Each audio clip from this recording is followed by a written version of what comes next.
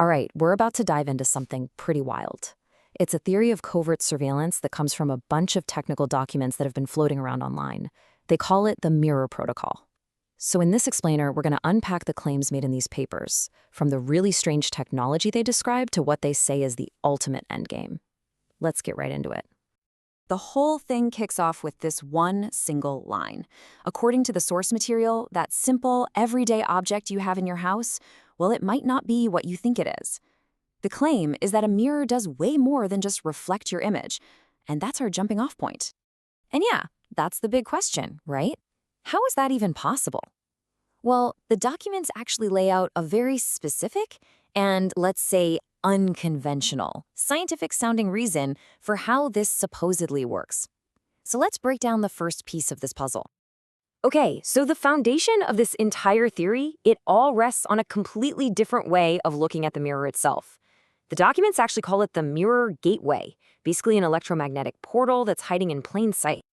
This right here is the absolute key to the whole thing. The theory goes that the energy our own bodies produce, what they call our biofield, doesn't bounce off the mirror like light does. Nope, it passes straight through it. So while you're seeing your reflection, this alleged system is seeing your raw biological data. So what kind of data are we talking about? This is where they get really, really specific. They claim this system can pick up on the exact frequencies of our biological processes.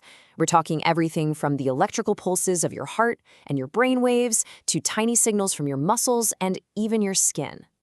But get this, the mirror is just the front door. It's only the entry point. Let's move on, because this thing builds into something much, much bigger. The documents describe this whole intricate infrastructure supposedly built for one single purpose: total environmental awareness. So this isn't just one piece of tech. It's a layered system with 8, count 'em, 8 distinct tiers. And each tier is a totally different method of sensing, processing, or even acting on all that biological data they're collecting. I mean, the scale they're talking about here is just immense. And to make this feel a little more real, let's just look at Tier 2. The documents claim that everyday devices, like the Wi-Fi router you have at home, are repurposed. They allegedly use something in the Wi-Fi signal to map movement and even detect your breathing and heart rate right through the walls. And this is where you really see the insane range of the system they're describing. It goes from your basic Wi-Fi router all the way to the super advanced tech of Tier 1.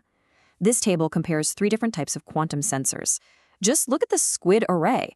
It supposedly has a sensitivity of 5 femtoteslas. Now, to put that in perspective, that's sensitive enough to allegedly map your brain's activity from a distance. And the tiers just keep building on each other. The whole architecture describes biochemical surveillance, direct neural interfaces for reading and writing to the brain, these massive data fusion centers to process it all, and even something they call actuation networks that are designed to influence the environment or people directly. Okay, so if a system this huge were actually going to be built, you'd have to wonder, how would you even roll it out? Well, you might think they'd be vague about that, but no. The appendices in these documents lay out a surprising detailed schedule, a step-by-step guide for getting it all done in just 3 years. You can see on this timeline, it's a very deliberate progression.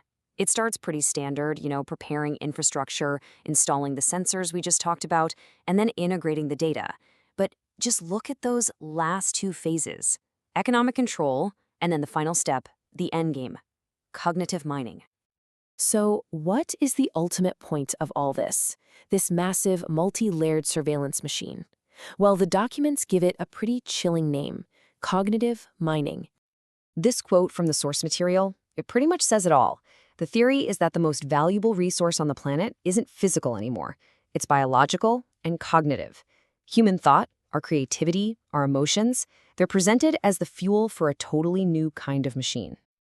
And here's how they say it works. It's a principle they call biological proof of work. In this model, the simple act of you thinking, solving a problem, feeling an emotion, coming up with an idea, that process is captured and literally used as a processing cycle to train and power incredibly advanced AI. The documents break this mining process down into 4 parts. First, it captures your thoughts. Then it measures the energy from your emotions. After that, it extracts your memories and creative ideas to feed AI datasets. And finally, it allegedly uses all of that harvested data to manipulate the media and basically engineer public opinion. Now, after laying out this incredibly dystopian vision, you'd think it would just end there. But it doesn't. The documents actually spend a lot of time outlining potential ways to fight back, a blueprint for how to detect and defend yourself against a system like this. They basically propose two main strategies. On one side, you've got technical defense, fighting tech with more tech, like building signal-blocking Faraday cages. But on the other side, there's a behavioral defense, the idea of using our own human chaos and unpredictability to essentially feed the AI garbage data and break its algorithms from the inside. The documents even list some simple, immediate things someone to do. It starts with covering your mirrors and goes all the way to switching back to old incandescent light bulbs. They suggest disabling smart devices, using old-school analog tools, and even using cash to sidestep digital control systems. It's really a call to reclaim your physical and mental space from technology. And we're going to end with the final line from the source material. It kind of works as both a summary and a final provocative thought to leave you with.